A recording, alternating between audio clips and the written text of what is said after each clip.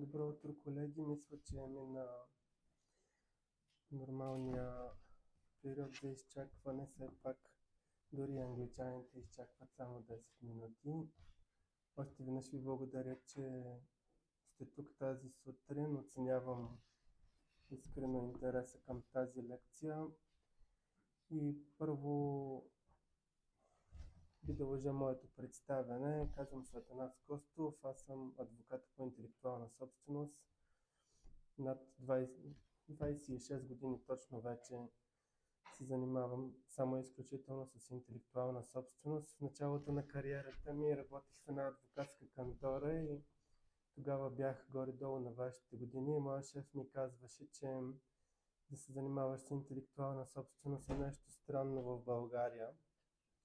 И както виждате, 26 години по-късно иновациите са нещо, което изцяло определят нашия живот и включително чисто професионално определят и работата на голяма част от юристите в България, за което аз се радвам.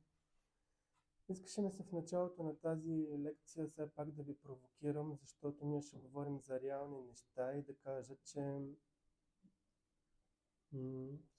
аз съм човек, който непрекъснато пребивава в съда. Аз не съм от тези адвокати, които никога не влизат в съдебната зала, защото има и такива.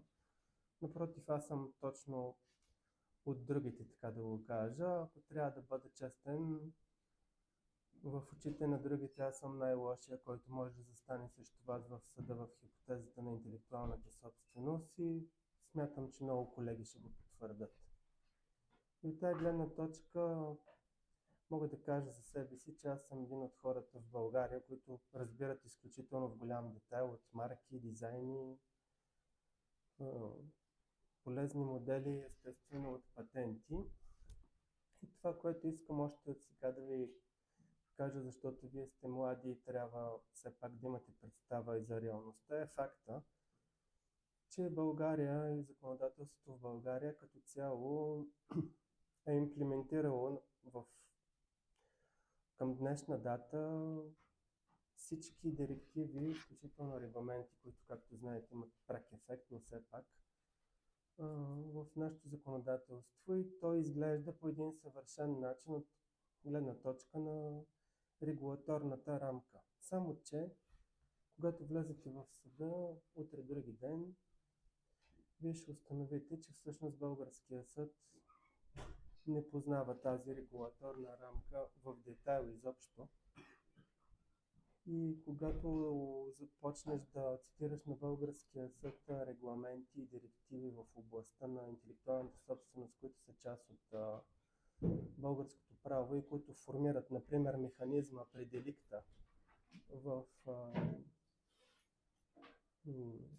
с цел реализиране на някаква деликтна отговорност, искам да ви обърна внимание, че всъщност в интелектуалната собственост тя не върви точно по член 45 от ЗЗД, напротив, във всеки един от специалните закони.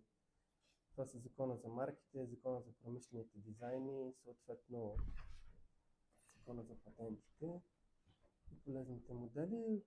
Нещата се случват по малко по-странен начин. Механизма, който е предвиден, идва от IPRED директивата и нейния член 13. И всъщност това, което иска да ви кажа е, че член 45 е неприложим като цяло. И по темата има доста сериозна практика вече на Европейския съд, включително становища на генералния адвокат и така нататък. И когато кажеш това на българския съд, той те гледа много странно и ти казва, че може би си завършил в чужбина и затова много често цитираш директиви и регламенти. Не, аз не съм завършил в чужбина, завършил съм Пловдивския университет и съм един човек, който просто си разбира от работата и чете правото в огромен детайл в моята сфера на правото. Аз нямам претенции да разбирам от данъчно право, например. Но от интелектуална собственост разбирам в много голям детайл. И когато по такива семинари от този тип се срещаме с колеги, включително с студенти, пък и с университетски преподаватели, ние това си го казваме за стотен път. Се оказва, че на тези лекции никога не присъстват българските съдии. Защо почнах да ви разказвам това нещо? Защото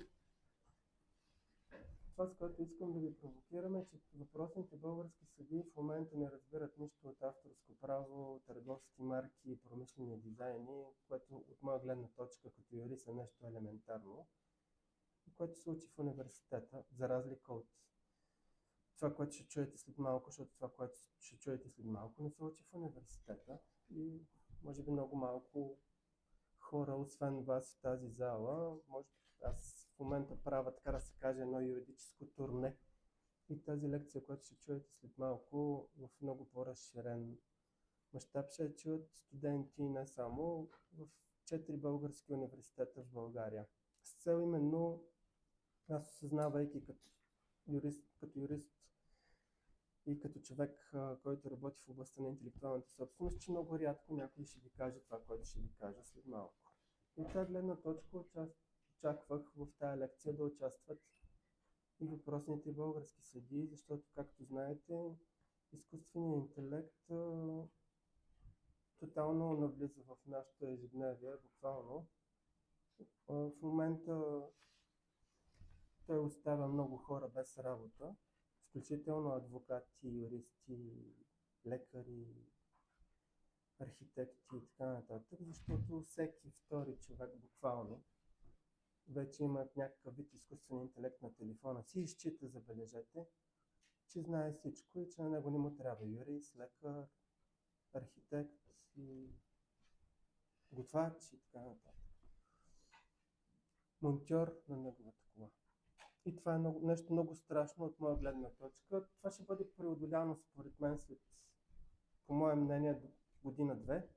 И хората ще разберат, че всъщност ако на изкуствения интелект не му сложиш някакво много добро съдържание, за да даде някакъв добър отговор, ти не знаеш нищо. Но това ще отнеме време, докато го разберат, така да ви кажа. И като въведение бих казал, извън моята тема, че в момента, например, Дания променя авторско-правния си закон и въвежда нови правила, които казват, че никой няма право да те заснема, да ти ползва гласа включително, за създаването на така наречения deepfake, защото това нарушава твои не само авторско-правни правомощи от гледна точка, включително и на българския закон за авторското право, и твои конституционни права, както знаете. Никой не може да бъде заснеман без негово съгласие. Така че от тази гледна точка смятам, че и в българското законодателство скоро някой трябва да направи съответните адекватни промени, касаещи изкуствения интелект. Само че този някой, както ви казах, аз искам да се запозная с него, защото хората, които стоят в парламента, или поне тези, които стояха доскоро в парламента, включително тези, които стоят в съда, нямат абсолютно никаква представа какво е това изкуствен интелект. И това го казвам с цялата си отговорност. Юристите, които в момента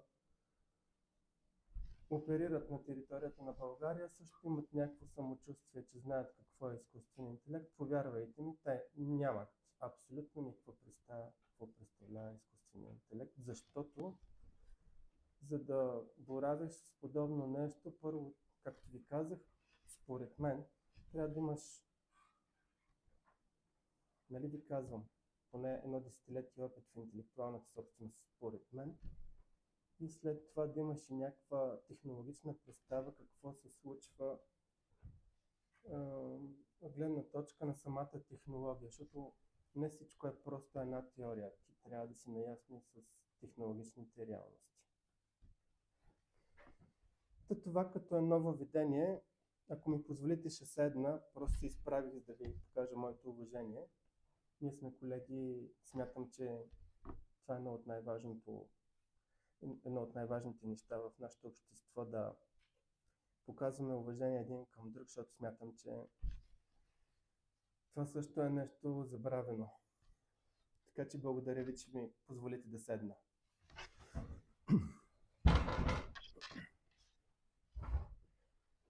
гледна точка на лекцията, аз от време на време ще правя някакви малки скоби, така да го кажа.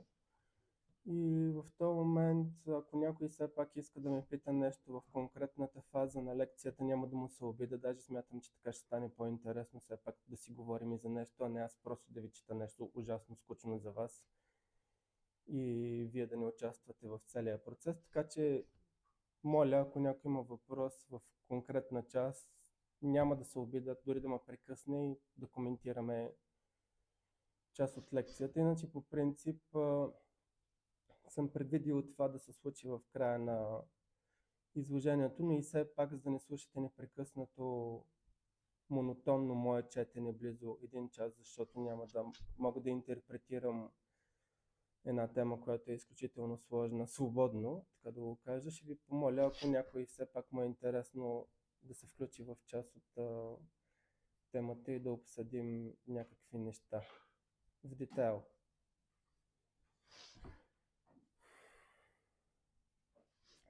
Както знаете, темата е патентоспособност на изобретенията, които се случват в изкуствения интелект.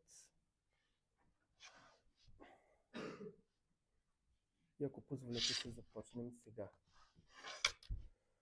Темата за изкуствения интелект все още не присъства в българското право като нещо нормативно и практически важно, което е на дневен ред законодателно в 21 век, не само от технологични, а и от юридически съображения, което безспорно обуславя бъдещето на иновативния сектор и чрез него на обществения бизнес и личен живот на всеки съвременен човек.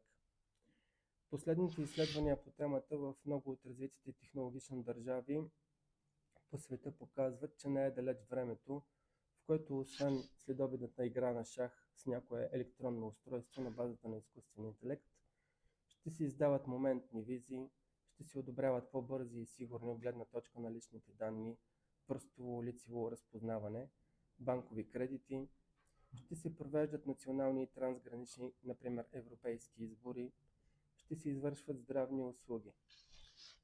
Други проучвания сочат, че изкуственият интелект ще замени много професии. Адвокатската, тази на нотариусите, съдебните изпълнители, съдиите, ще революционира прецизността и мониторинга в медицината, ще роботизира промишлеността, услугите и бита ни, като по този начин ще постави нови интелектуални, философски и психологически предизвикателства пред ежедневието и може би пред взаимоотношенията между самите нас, човешките същества. Осъзнавайки неизбежността на всичко това, доста компании, опериращи в различни сфери на социалния и бизнес живот, започнаха да разработват динамично и фокусирано изобретения, базирани изцяло на изкуствен интелект. Вземайки повод от казаното, искам да обърна детайлно внимание в това изложение на споменатите патенти, воден от убеждението ми, че днешните изобретения в областта на AI технологиите са базата на нещо по-интересно утре.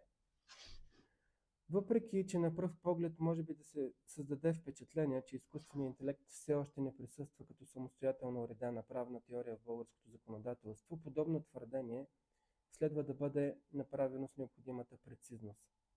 Реалността показва, че макар да липсва изрична и систематизирана национална регулация, правният режим на изкуствения интелект се формира по един по-сложен и многопластов начин, чрез въздействие на наднационалните актове и чрез прилагането на вече съществуващи правни институти към новите технологични явления. В този контекст особено значение придобива, както знаете, така наречения AI Act на Европейския съюз, който поставя основите на първата цялостна нормативна рамка в рамките на Европейския съюз, регулираща разработването, внедряването и използването на системи с изкуствен интелект.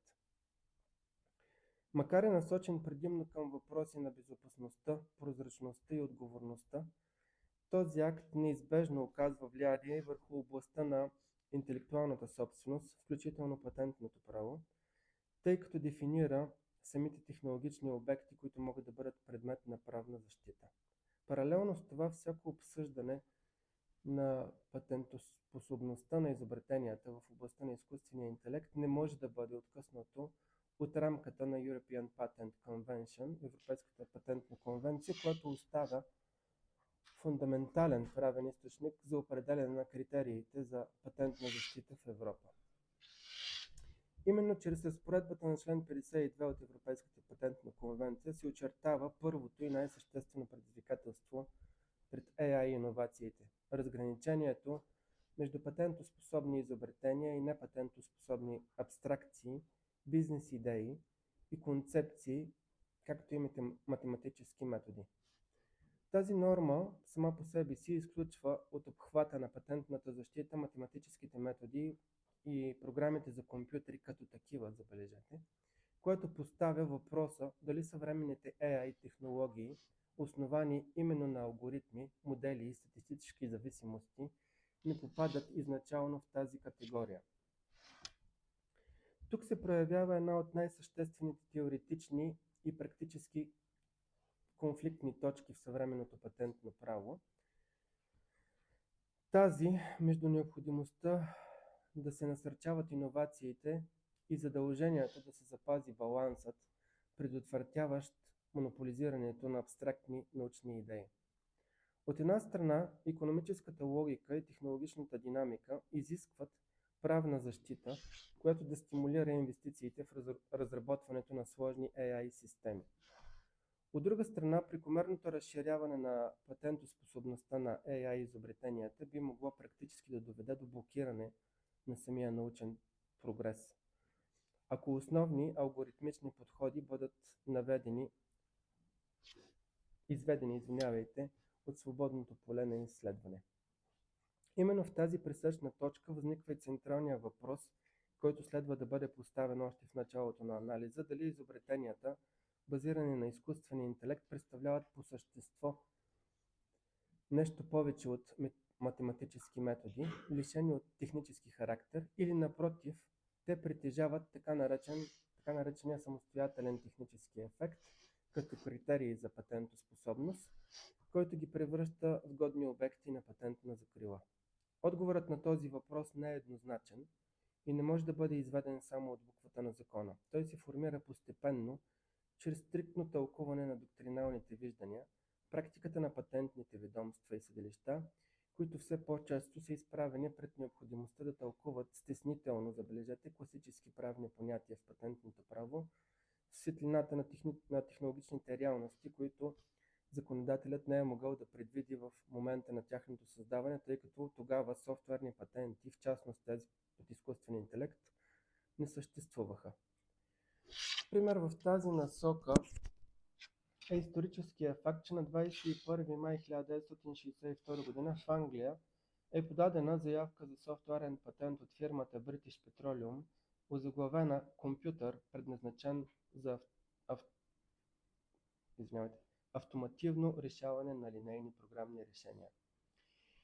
Изобретението се занимава с ефективно управление на паметта на компютъра, насочено към създаване на прости математически алгоритми, които като резултат се реализират с чисто софтуерни средства. Линейното програмиране или линейната оптимизация е метод за постигане на най-добър икономически резултат при максимум печалба и минимум разходи, който представлява математически модел, представен чрез линейни връзки. В настоящето линейно програмиране се използва в транспорта, енергетиката, телекомуникациите и дизайна. В конкретния коментиран случай английският софтуерен патент за линейно програмиране касае оптимизиран процес за създаване на алгоритъм за бързо предаване на данни. Патентът е регистриран на 17 август 1966 г.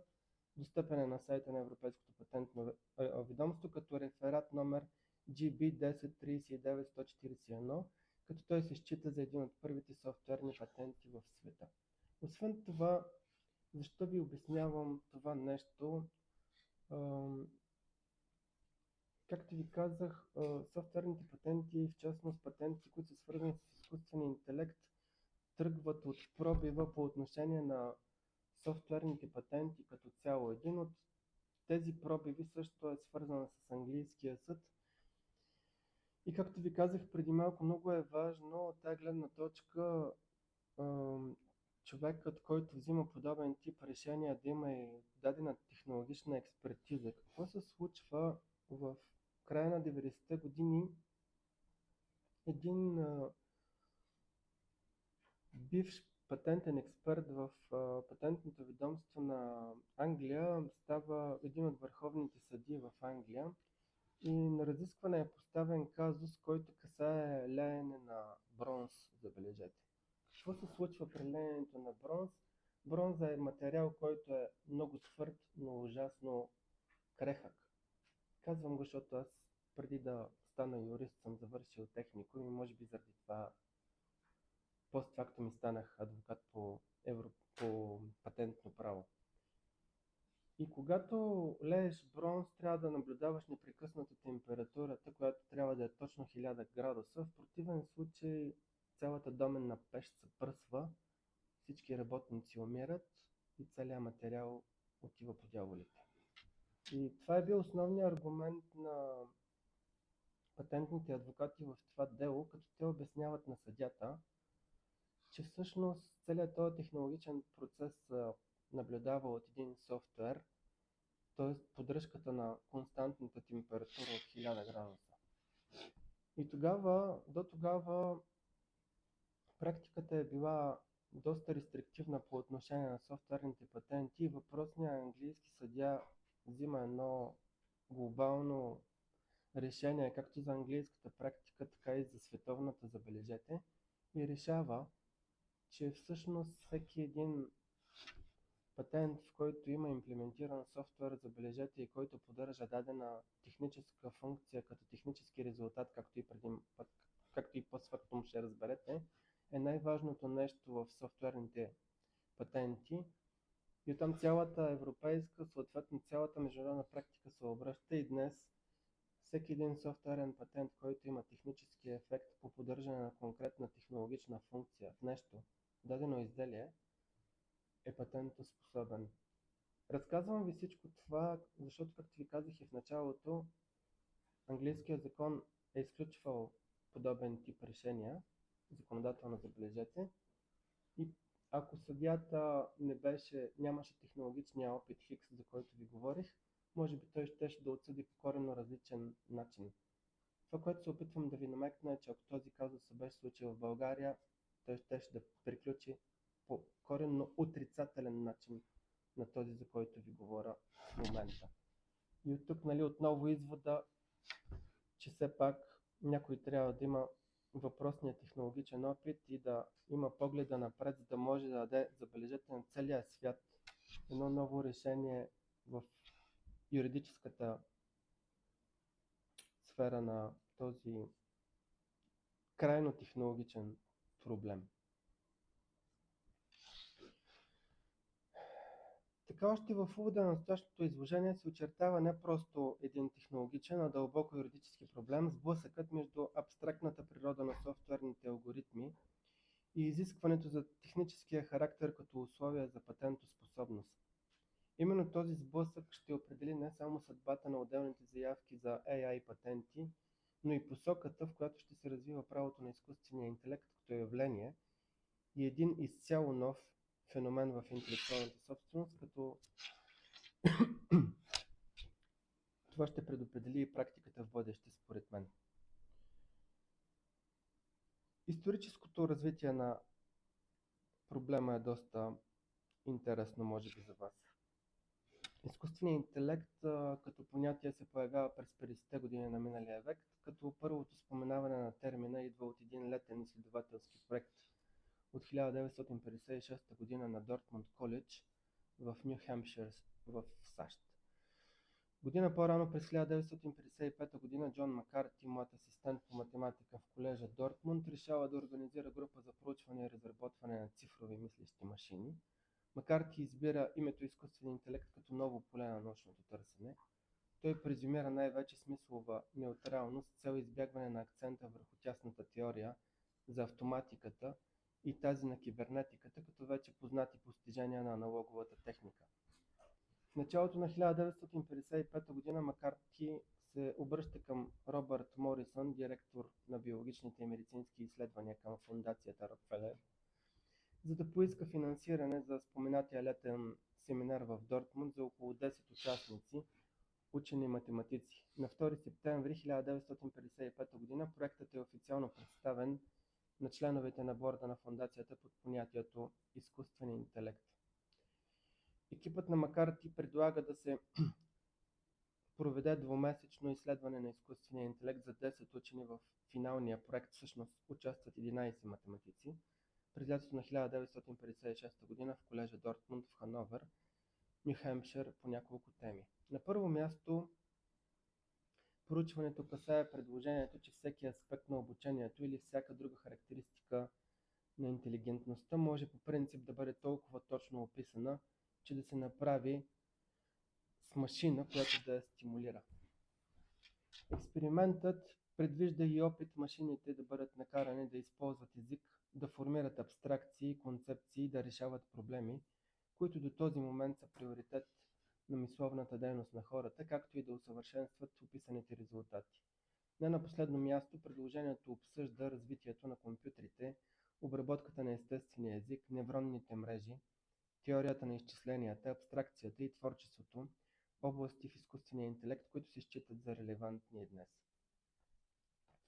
Екипът на Макарти и студентите му създават още през 50 програми, които програмират в рамките на проекта. Множество различни постижения, които пресата описва като удивителни.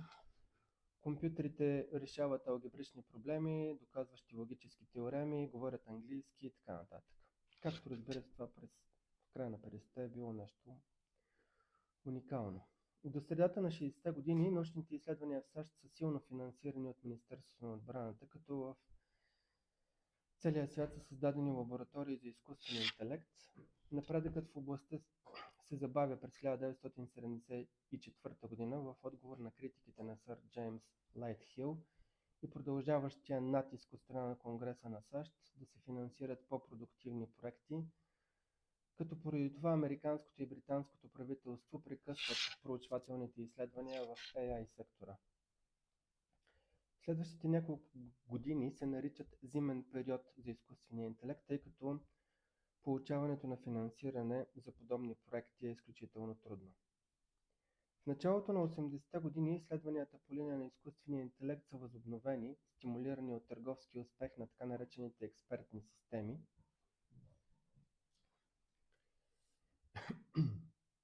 Като форма на програма за изкуствен интелект, която симулира знания и аналитични умения на хора, експерти. До 1985 г. пазарът на програми, касаещи изкуствен интелект, достига над 1 милиард долара пазарен дял. В същото време компютърният проект на Япония за пето поколение изчислителна техника кара американското и британското правителства да възстановят финансирането за академични изследвания в AI областта. Въпреки това, като се започне с колапса на пазара на машините Lisp, през 1987 г. AI индустрията отново изпада в незавидна пазарна ситуация, разглеждана като второто по-дълготрайно замръзване в изследванията по темата. Тук малко за така наречените машини Lisp, какво представляват те. Машините Lisp са компютри с общо предназначени за ефективно изпълнение чрез Lisp, като основен софтуер и език за програмиране, обикновено чрез хардуерна поддръжка. Те са пример за високотехнологична компютърна архитектура и в известен смисъл са първите единни потребителски работни станции. Lisp машините са пионери в търговската мрежа в много от най-разпространените технологии, включително лазерен печат, компютърни мишки, растерни графики с висока резолюция и така нататък. Тоест това, така да ви го кажа, един от първоначалните изкуствени интелекти, които са приложими в други устройства. В края на 90-те и началото на 21 век AI и иновациите започват да се имплементират в логистиката, извличане на данни, медицинска диагностика и други области на науката и на компютрите на базата на изкуствения интелект. Ще ви обясня след малко какво представлява така наречения закон на Мур. като в разработването му се акцентира върху решаването на конкретни практически проблеми от бизнеса и икономиката, нови връзки между AI и други области, като статистика, икономика и математика, медицина и така нататък, и ангажираност на изследователите към нови математически методи и научни стандарти. Всичко казано намира своя логичен технологичен израз в първата шахматна система, базирана на изкуствен интелект, с което се е казвала Deep Blue, която побеждава световния шампион по шахмат Гари Каспаров на 11 май 1997 година.